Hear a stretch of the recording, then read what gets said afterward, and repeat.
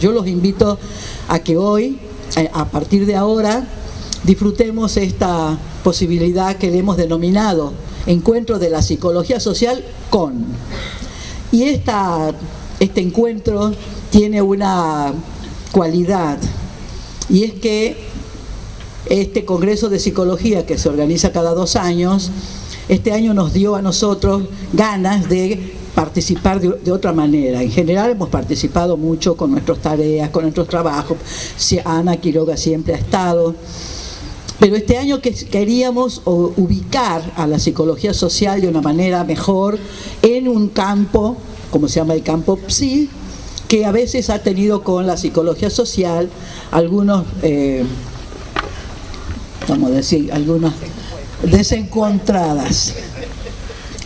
Pero no son esenciales. En general, cuando comenzamos a trabajar, a hablar y a plantearnos las preguntas, esas cosas no son las principales, sino a todo lo contrario. Es la actitud de aprender, de compartir, de traer las ideas y ponerlas para compartirlas con otros, para ver cuáles andan más afines, más cerca de esa realidad de la que nosotros formamos parte y a la que queremos transformar con nuestra acción, con nuestra profesión, con nuestro compromiso. Entonces, este compromiso de hoy tiene que ver con que las 3 compañeras son puntales en la psicología social en Argentina. Y decimos puntales porque las 3 han ido desarrollando su actividad desde la psicología social en campos que son hoy prioritarios.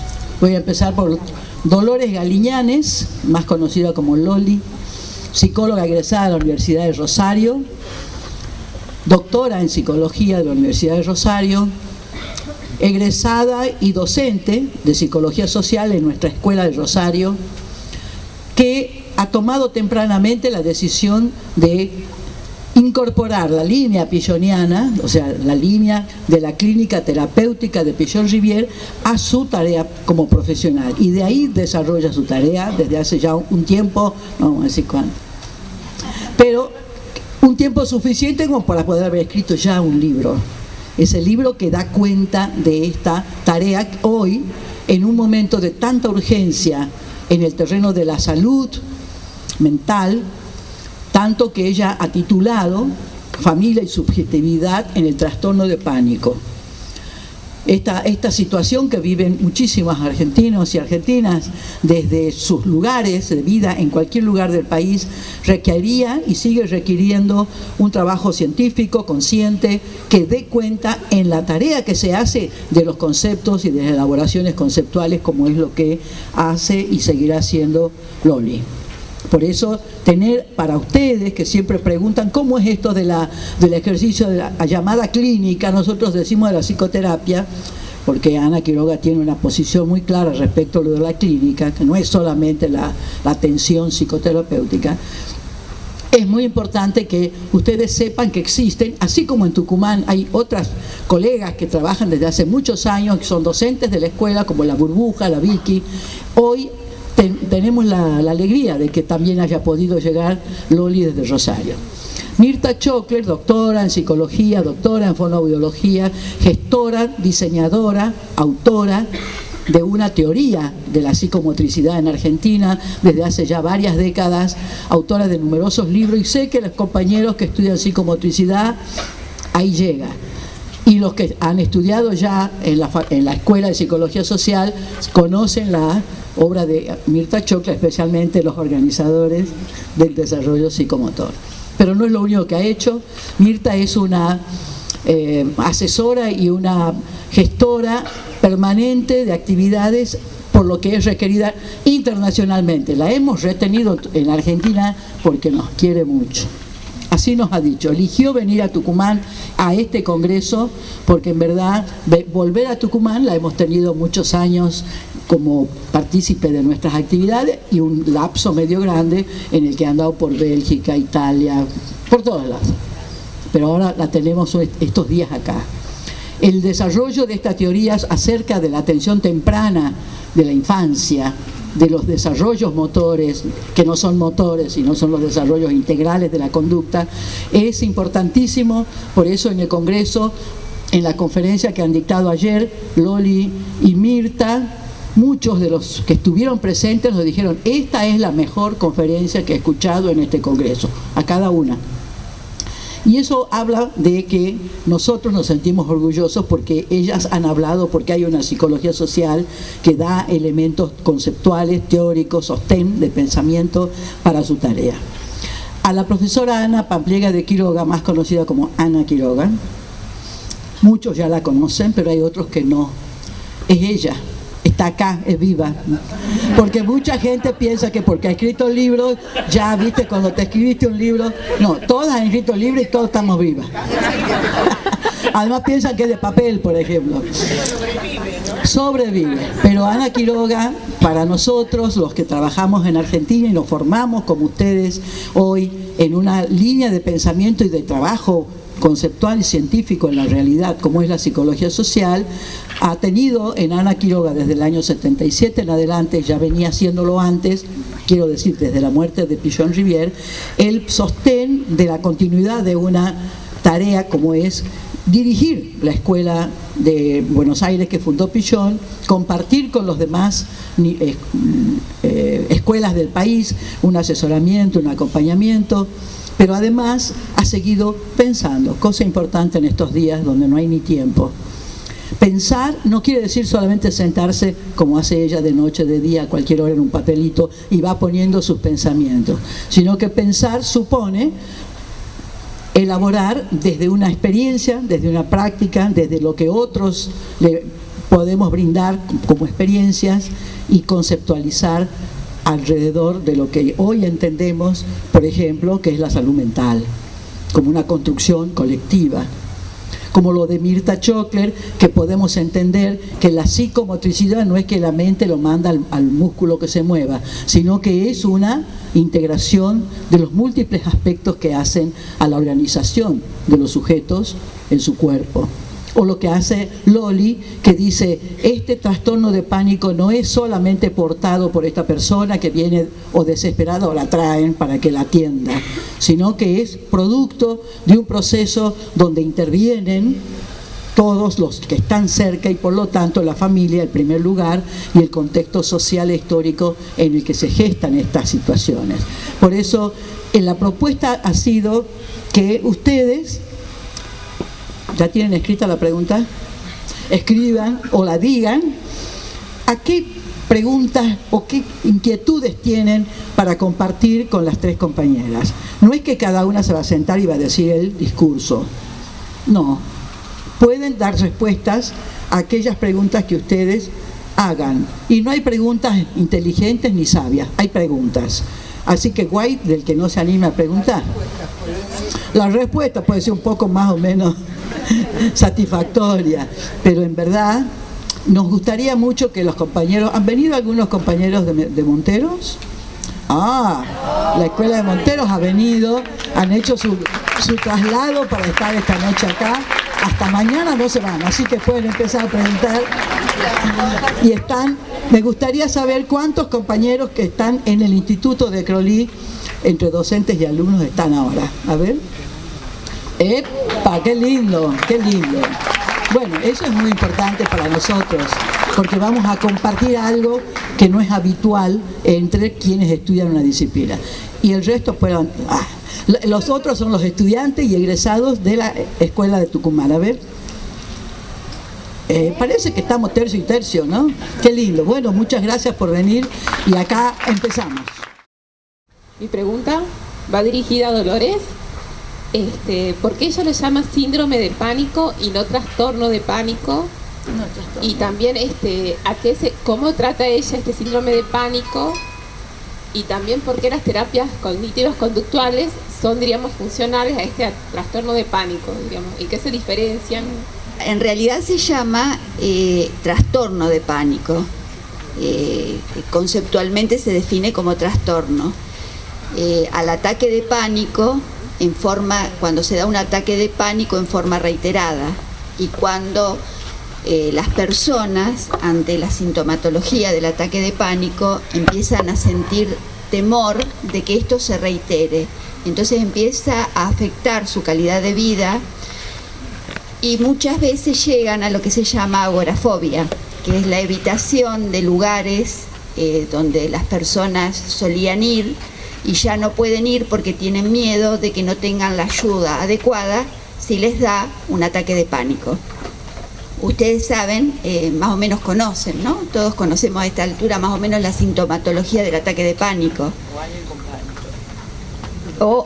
O alguien con ataque de pánico, porque es tan habitual. Pero algunos de los síntomas son la taquicardia muy fuerte, los mareos, la sudoración profusa, el hormigueo en distintas partes del cuerpo, las sensaciones muy fuertes de calor y frío, la opresión en el pecho, la opresión precordial, malestares estomacales, baja muy abrupta de presión, desmayos. Todo esto constituye la sintomatología de un ataque de pánico. Pero cuando esto se reitera en el tiempo y la persona empieza a no hacer cosas que cotidianamente hacía, ya se considera un trastorno, porque afecta la calidad de vida de la persona. A veces podés escuchar que se dice síndrome porque síndrome hace un conjunto de síntomas, pero en realidad está diagnosticado como trastorno, según el DSM 4-5 ahora. Lo otro que me preguntaste es en relación a las técnicas cognitivas, comportamentales. En realidad se ha abierto un debate que yo algunas de las cosas planteo inclusive en el libro, porque sobre todo desde el psicoanálisis se ha criticado mucho la forma de diagnóstico del trastorno de pánico, fundamentándose en el DSM-4, que es el manual que diagnostica los trastornos mentales de Estados Unidos. Entonces generalmente se lo critica porque el diagnóstico va asociado a un tipo de medicación que se da. Entonces ahí entra todo el negocio de los fármacos y se empieza a medicar indiscriminadamente a quienes no hay que medicar, ¿no? Sin embargo, por mi historia profesional y por lo que me tocó atender en el consultorio, a mí me pareció que era bueno y que era un avance tener un diagnóstico del trastorno de pánico. Porque cuando nos empezaron a aparecer los casos, nosotros no sabíamos bien de qué se trataba. Y los que nos preocupamos y nos pusimos a investigar más, avanzamos más rápidamente que muchos psicoanalistas que se resistían mucho a diagnosticarlo. Y para la persona realmente era un alivio, porque si no deambulaba de médico en médico sin ningún tipo de diagnóstico, no se sabía qué tenía, y realmente las crisis, aunque se dan más o menos en 10-15 minutos, son crisis muy fuertes y muy desgastantes y realmente afectan la evolución en la vida de una persona. Yo he tenido, por ejemplo, un paciente que llegó a tener un muchacho de 30 y pico de años, 30 años, cuando me consultó, que ha llegado a tener 4 o 5 ataques de pánico en el día, y eso es una cosa tremenda, un desgaste fisiológico y psíquico muy importante. Bueno, por supuesto que él estaba estudiando, no podía estudiar, no podía hacer nada, su vida se había trabado totalmente. Fue muy importante que pudiéramos diagnosticar, que pudiéramos trabajar en consecuencia y en ese caso medicarlo porque necesitaba medicarse. Es decir, que la medicación bien dada la tenemos que considerar un avance, bien dada por un profesional consciente, por un buen psiquiatra. En muchos casos es necesaria. En relación a esto, a las técnicas cognitivo-comportamentales, yo por eso lo que planteo en el libro es, desde la óptica pichoniana, ir a un abordaje más complejo, porque lo cognitivo-comportamental lo que hace es, como tratamiento, cambiar la cadena de pensamientos para que cambie la vivencia, o sea, la emoción y la acción. Pero la persona, si se queda en eso, si el tratamiento queda en eso, no comprende las causas profundas de su patología. Y para nosotros es muy importante que alguien comprenda profundamente qué es lo que le está pasando. Y en este comprender qué es lo que está pasando, es comprender para nosotros qué causas sociales son las que generan este tipo de patología y cómo eso se enlaza con lo intrasubjetivo, con la dimensión psíquica. Entonces, en esto de enlazar el contexto social con lo intrasubjetivo, nosotros trabajamos con la historia de la persona que tiene una predisposición para que se afecte de trastorno de pánico, pero no en cualquier momento, en este momento social particular que tiene tales características. Es una época de gran incertidumbre, por distintos motivos que ustedes habrán leído en lo que trabaja Ana Quiroga, por ejemplo. Entonces, es pertinente para nosotros en una terapia que la persona sepa de dónde, cuál es la causa profunda de esa incertidumbre, qué relación tiene con lo social, pero además cómo se enlaza con su historia y por qué ella se enferma. Eso hace a develar las escenas internas inconscientes de las que Pillon habla, que están inmersas, que forman parte del mundo interno, que está conceptualizado por Pillon como grupo interno, es decir, por un conjunto de vínculos que en primer lugar son vínculos primarios y luego se van consolidando en una extensa red a lo largo de nuestra vida. Con respecto a la práctica psicomotriz de Bernara Couturier, queremos saber, no solamente yo sino todos mis compañeros, aquí que no nos queda a veces muy claro el tema de lo que son los fantasmas de acción y con respecto también a las angustias arcaicas. En principio quiero decirles del enorme placer de estar esta noche acá compartiendo esta mesa con ustedes y este diálogo con ustedes, este encuentro. Así que les agradezco la invitación en realidad. También porque esto de preguntar nos lleva a nosotros a recordar, articular, enlazar.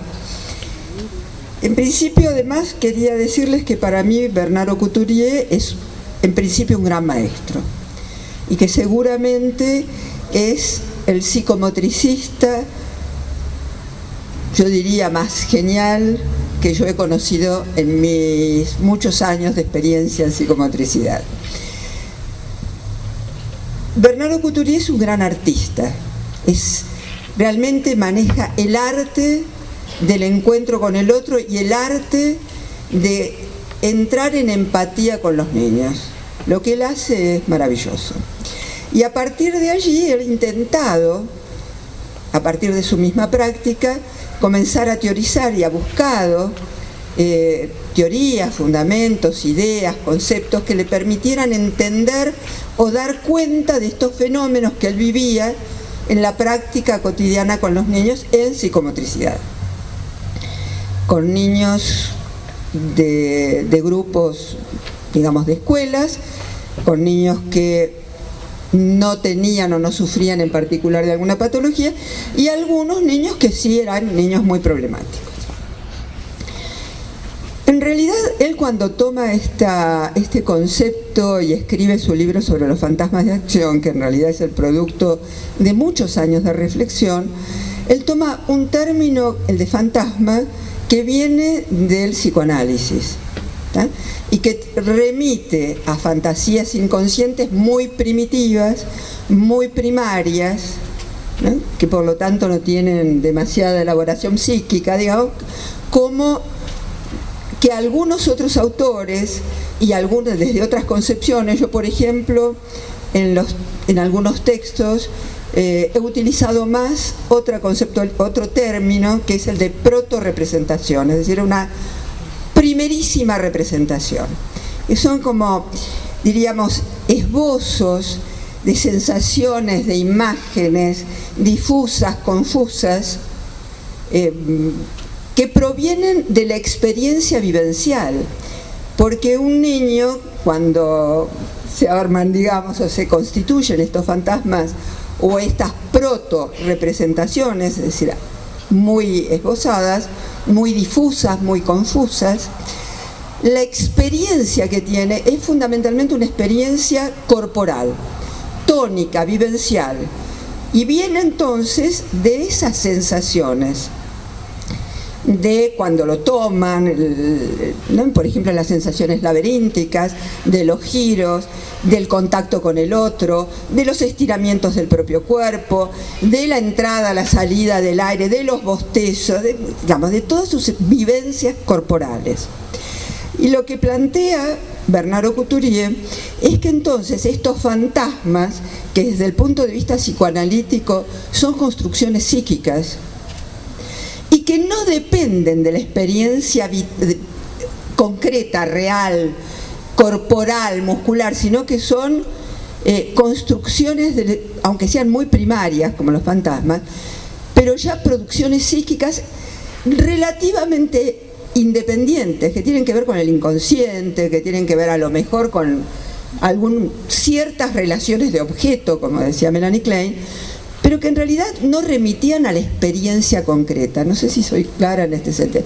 No era algo que lo vivía en su cuerpo y que eso que sentía en su cuerpo de sensaciones y de emociones y de vivencias con el otro, producían imágenes, producían digamos, mínimas y fluctuantes imágenes.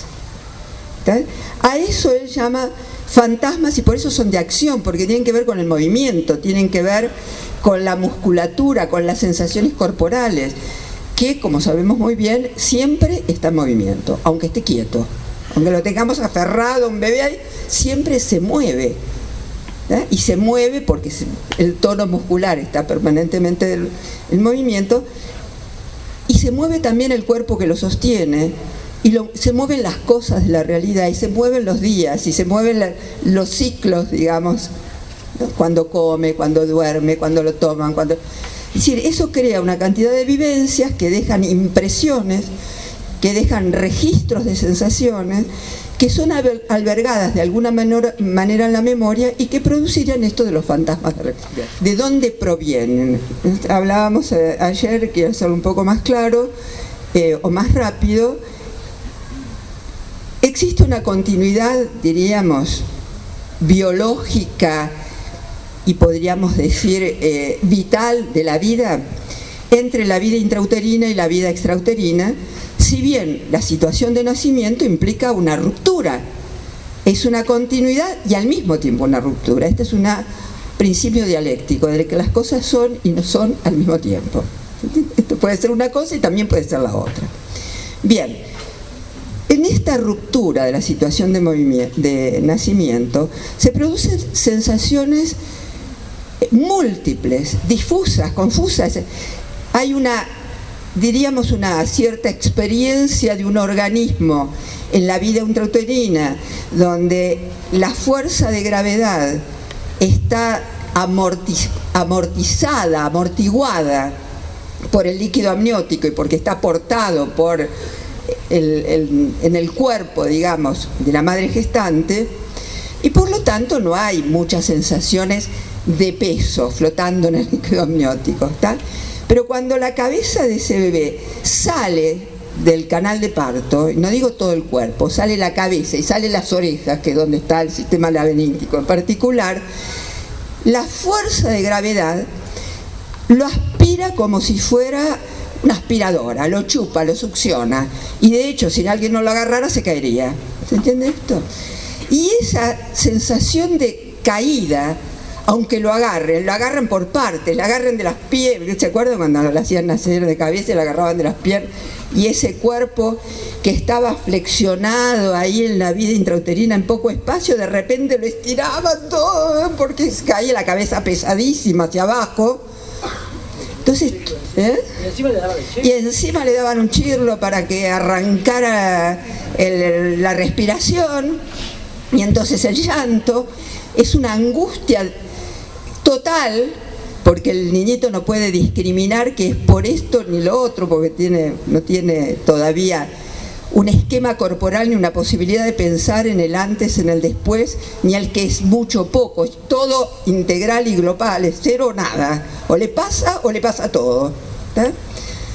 Entonces, desde esa perspectiva, estas sensaciones del cuerpo, de haber estado teniendo un continente en la vida intrauterina, imagínense ustedes, ese feto, embrión al principio, que se fue creciendo, ¿no?, transformando, que le salieron brazos, piernas, ojos, nariz, ¿no?, que se fue transformando a lo largo de ese ciclo intrauterino, de repente sale, y de haber estado cubierto y más o menos con una temperatura relativamente, no digo que no le pase nada, porque esa fantasía de que en el vientre materno está como en el nirvana que decía Freud, es un mito absoluto, como muchos de los psicoanalíticos, digo, ¿no?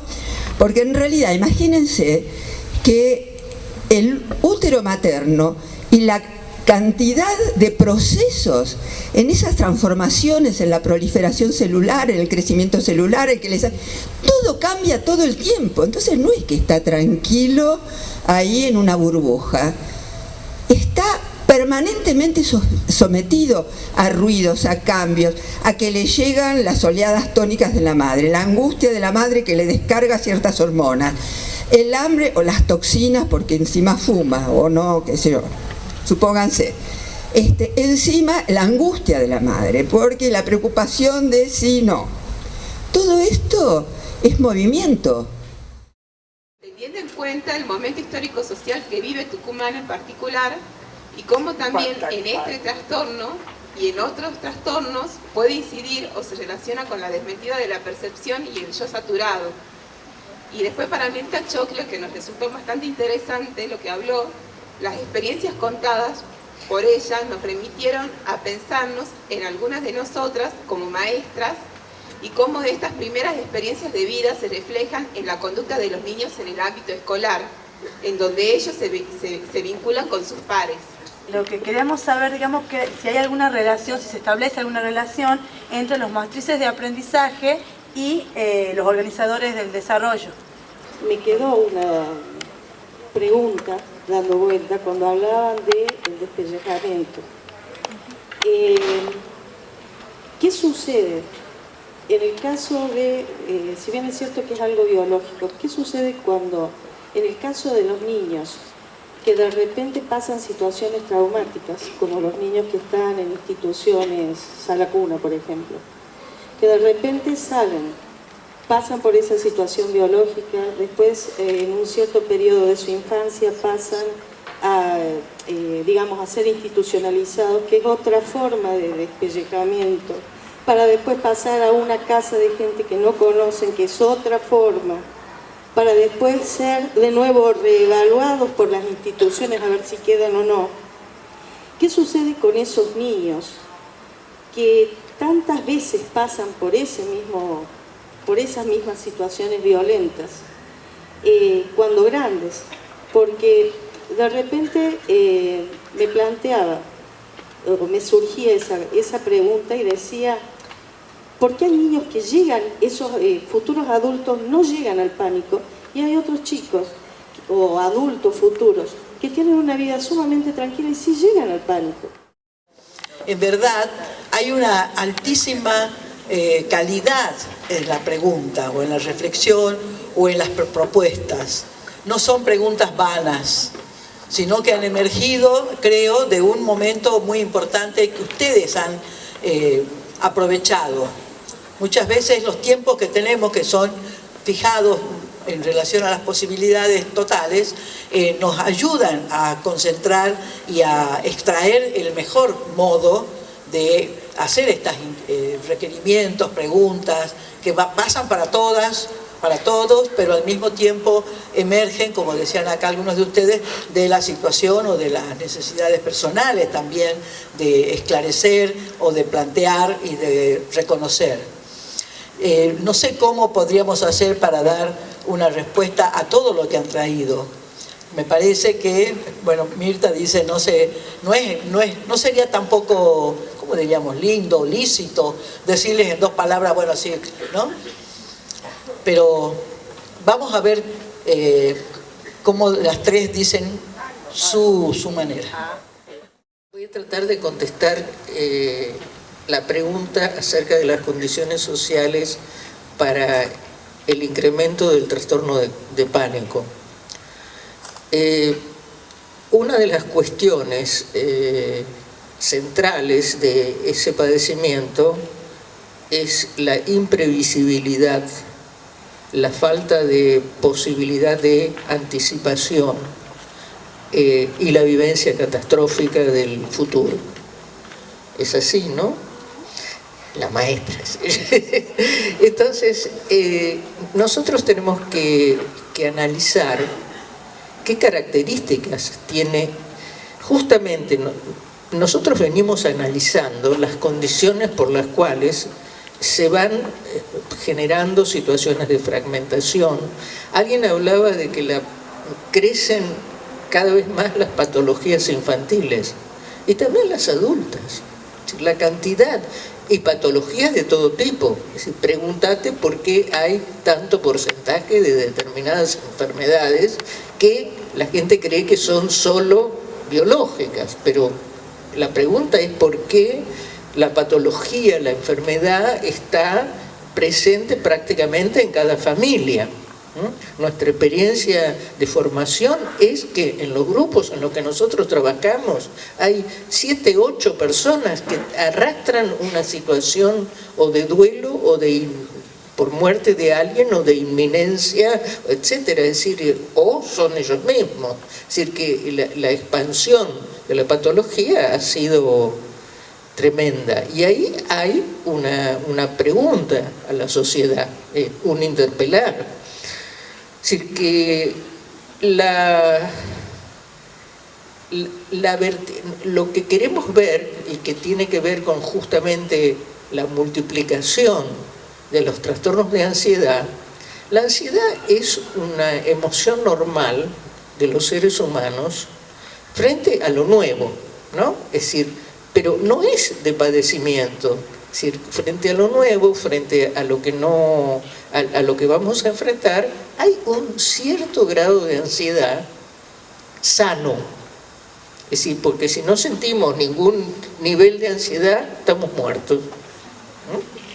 Entonces, es cierto, es decir, si no hay registro de lo nuevo, ¿qué pasa? Y si hay registro, hay un cierto grado de alerta, de preparación, etcétera. Y eso nos permite la inclusión en una secuencia que tiene que ver con un pasado que va a expresarse en el presente, poder entender algo de ese presente y poder inscribir ese presente y ese pasado en otro movimiento que es el futuro. Es decir, la posibilidad de visualizarse más en otro momento del futuro.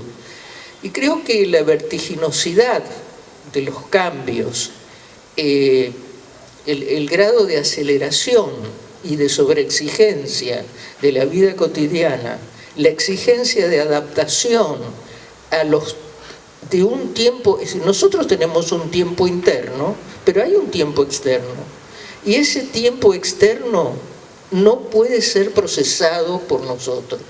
Entonces, cuando no puede ser procesado, cuando es tan fuerte el grado de exigencia, ahí se produce una situación que puede ser vivida con un monto de intensidad, donde la ansiedad ya deja de ser un estímulo, un estímulo casi gratificante, podríamos decir, que es ese impulso, para convertirse en un tremendo padecimiento, porque no hay posibilidad de pensarse en el futuro, no hay ninguna previsibilidad acerca del futuro, y entonces lo que aparece es la vivencia de catástrofe.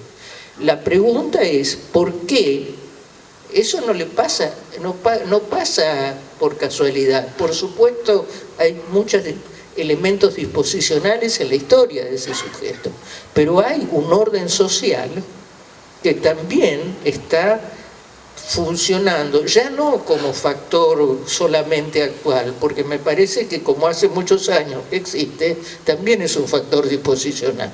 Es decir, la posibilidad la imposibilidad de tener apoyaturas, sostenes, y la vivencia, así la llamaba Pichon, de estar a merced de los acontecimientos. Es decir, de no estar en esa secuencia de pasado, presente, futuro.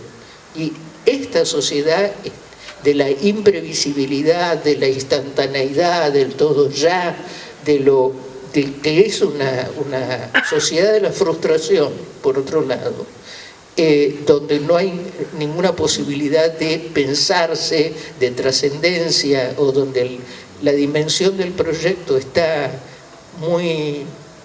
ha declinado porque la vertiginosidad de los hechos la hace imposible o imprevisible, como decimos. Bueno, ese es un factor tremendo desde el punto de vista social para la aparición de este tipo de patología. Preguntaban en relación entonces al pánico, también si es cuándo se medica y cuándo no, y bueno, por supuesto que siempre se realiza terapia, psicoterapia. La medicación en sí mismo no soluciona la problemática, porque como yo les explicaba antes, tenemos que realizar intervenciones operativas para que la persona pueda transformar su conducta, y digo conducta en términos complejos, ¿no? La conducta, según Pichon-Rivière, es una totalidad que incluye distintas cuestiones. Dimensiones intrasubjetivas e intersubjetivas, es decir, lo que tiene que ver con el mundo interno y lo que tiene que ver con la interacción.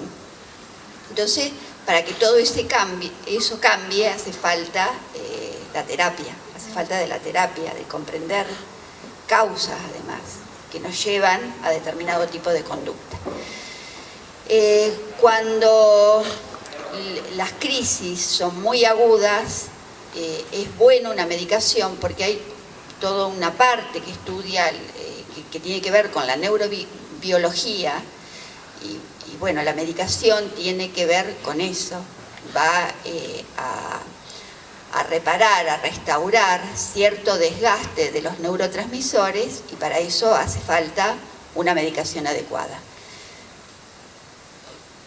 Cuando las crisis son muy severas es necesario. Por supuesto que para eso hay que hacer una interconsulta con un médico psiquiatra.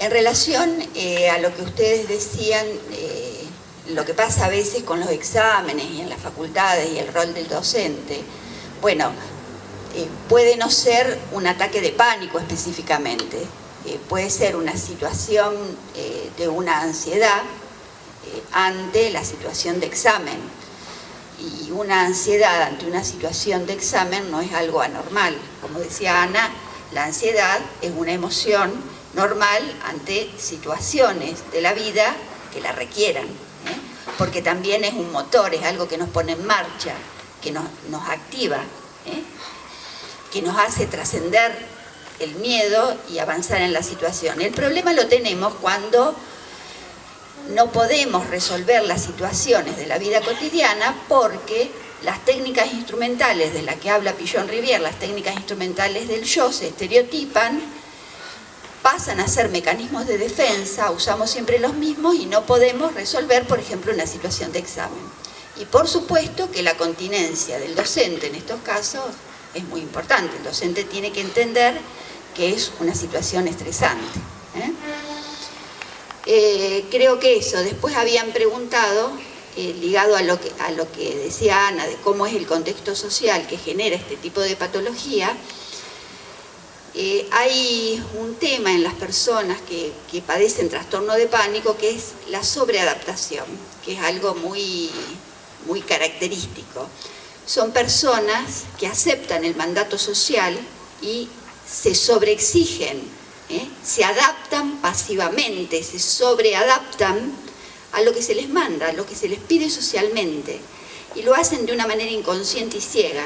Por lo tanto, como dicen los entrevistados, los relatos de los entrevistados que están en mi libro, su cuerpo estalla. Bueno, eso es uno de los rasgos. Además, se establece, y yo entiendo que en cada patología hay fundamentalmente un tipo de vínculo que se establece con los demás. En el caso del ataque de pánico, es un tipo de vínculo muy dependiente que se reproduce con el otro, lo que se llama tipo de apego ansioso. Hace falta un otro que me acompañe permanentemente, que me ayude, pero de él dependo, entonces me asfixia. Pero además cuando no está, entro en pánico porque lo necesito. Y eso organiza un vínculo muy paradojal, una relación muy paradojal. Entonces yo contaba ayer que muchas veces chicos que se vienen a estudiar a la ciudad de un pueblo empiezan con los ataques de pánico cuando tienen que desprenderse de un tipo de vínculo con estas características. Siempre cuando uno hace una pregunta tiene seguramente alguna hipótesis de respuesta. Tiene alguna parte de la respuesta, porque por eso puede formular la pregunta, ¿no? Y me parece que lo más interesante es que cada uno vaya viendo qué respuestas, o que los otros, también escuchando y resonando con las preguntas que se han generado, cada uno va argumentando y respondiendo una parte o algo que pegó de la pregunta del otro. Me parece que esto es tal vez lo más importante para poder entender también este proceso de pensar y copensar entre todos y cómo se construye colectivamente el conocimiento. Porque si yo ahora les diera una definición de psicomotricidad, como toda definición, es una conceptualización que si no se encarna en cada uno, en las representaciones de cada uno, en la experiencia de cada uno, en la vivencia de cada uno con el otro, pueden ser meras palabras. Entonces, desde esa perspectiva, me parece que es mejor que definir qué es la psicomotricidad, que podríamos decir, algunos hablaban, y en ese sentido quería tal vez referirme un poquitito más, que no se conocía suficientemente en la Argentina. Quiero decir que en realidad no se conoce suficientemente en el mundo. Porque los que hacemos o los que trabajamos en psicomotricidad y los que hemos creado esto que se llama una disciplina, y yo no sé si es una disciplina o una transdisciplina, ¿no? Tendríamos que hacer una reflexión epistemológica un poco más seria al respecto. En realidad es muy nuevo. Las disciplinas, inclusive la psicología como tal, que le costó un trabajo enorme desprenderse de la filosofía y decir que tenía una entidad propia, qué sé yo cuánto, le ha costado horrores, pero además es mucho más vieja. Entonces me parece que lo más rico de esto es que además son líneas, corrientes de pensamiento suficientemente nuevas como para tener un impulso creador y de reflexión muy grande, porque cuando se institucionalizan, se rigidizan y corren el riesgo de transformarse en dogma y de hacer simplemente repeticiones mecánicas de algo que en realidad pasa por el cuerpo, las emociones, para poder gestar pensamientos. Creo que eso es muy importante. No hay que tener miedo de por qué no se lo reconoce. En realidad, recién ahora están haciendo esfuerzos para conseguir en algún lado un reconocimiento oficial, pero a los psicólogos les costó años de lucha que los psiquiatras reconocieran que los psicólogos tenían el derecho a ejercer una profesión psicológica que no dependía de que el psiquiatra los mandara, sino que era una profesión libre. Por eso no hay que asustarse que no los conozcan. ¿Ustedes saben cuántos países en el mundo existe la carrera de psicomotricidad como disciplina, como formación profesional? No sé si en 10 en el mundo. eso no quiere decir que la psicomotricidad del sujeto humano no exista, porque los sujetos humanos somos psicomotores, porque no existe nada que sea psicológico u orgánico. No existe funcionamiento en el ser humano que sea estrictamente biológico y no sea también psicológico, porque lo biológico genera sensaciones, emociones, frustraciones, dolores, angustias, placer, y por lo tanto no hay nada del funcionamiento biológico que no sea al mismo tiempo psicológico. Y no hay nada del funcionamiento psicológico que lo haga por fuera del cerebro. Y el cerebro funciona biológicamente. Y cuando uno lo vemos desde una disciplina, vemos un aspecto aislado que para poder entenderlo la aislamos, pero que en realidad no funciona aislada. Y la tenemos que relacionar siempre con otros aspectos que funcionan sincrónicamente, al mismo tiempo, y no están aislados. Y tiene que ver esto también un poco con la surgía en relación a por qué yo decía que un niño cuando se constituye o cuando un sujeto humano se constituye como un yo, no se constituye como un yo solamente en ese proceso que emerge de un magma indisociable que es una masa de no yo.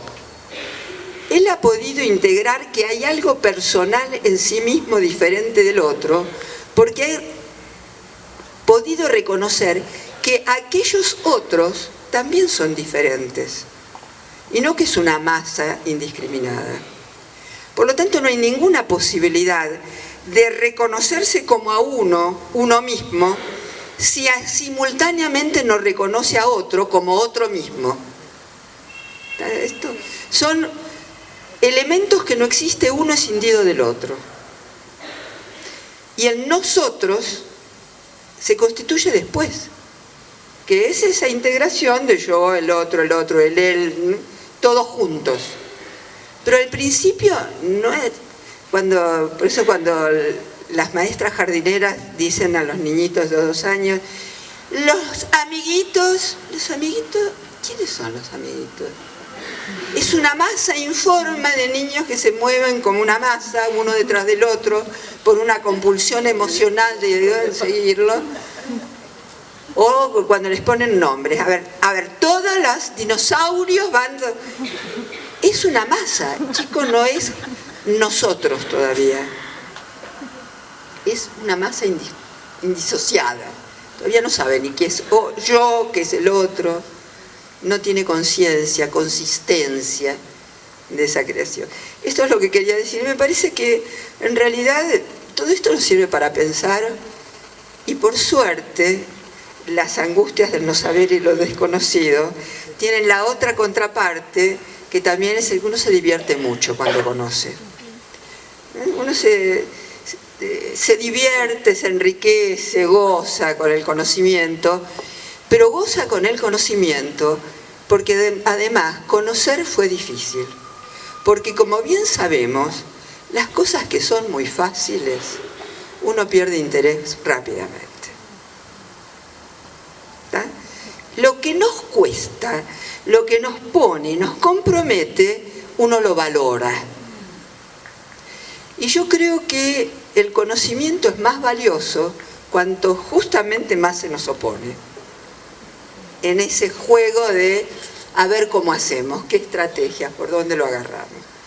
Y yo me alegro que haya tantos estudiantes de psicomotricidad y algunos psicomotricistas, porque seguramente la psicomotricidad que van a definir ustedes, que van a construir ustedes, que van a hacer ustedes, que van a, digamos, crear ustedes con los psicomotricistas, los psicólogos sociales, todos los demás, pero en particular por la novedad que implica el ser psicomotricista, me parece que es tan extraordinaria que seguramente me van a enseñar, yo voy a descubrir con ustedes tantas experiencias distintas y tantas definiciones distintas.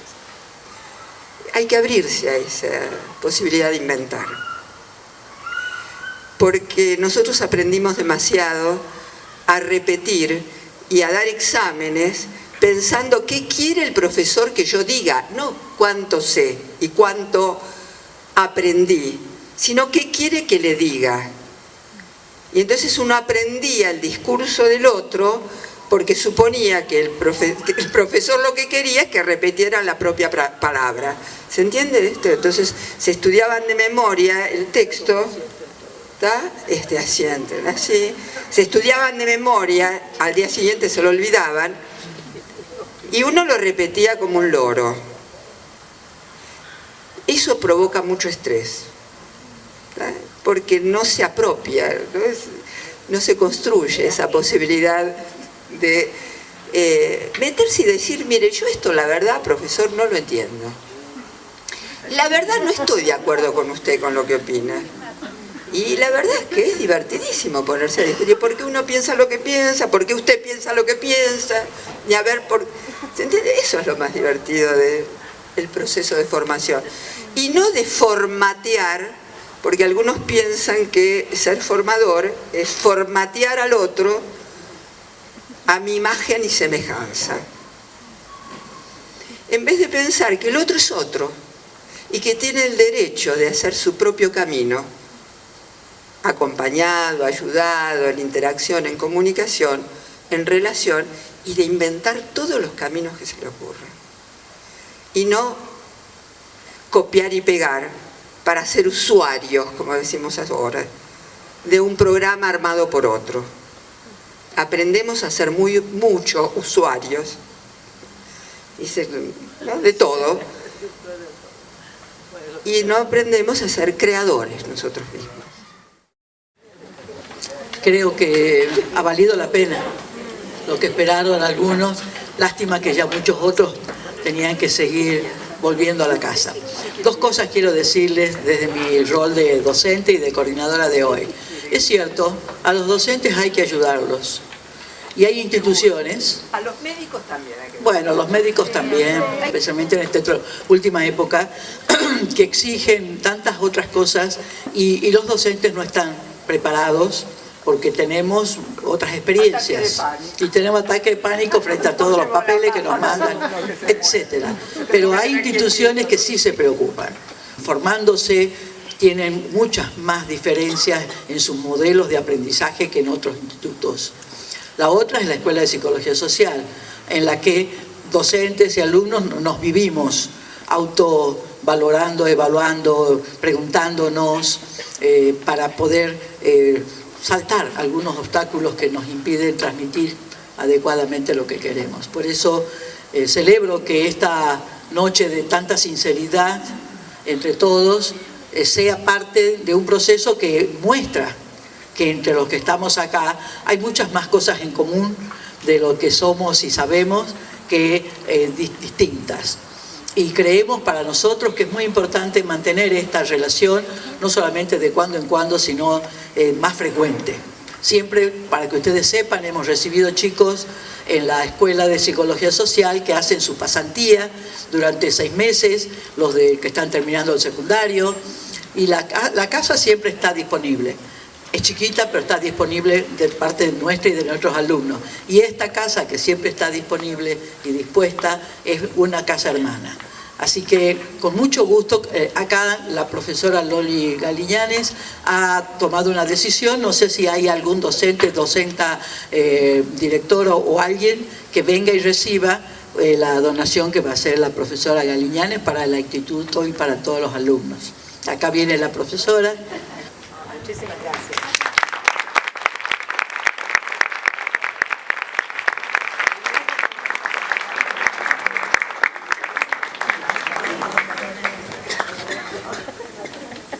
Bueno, nos despedimos.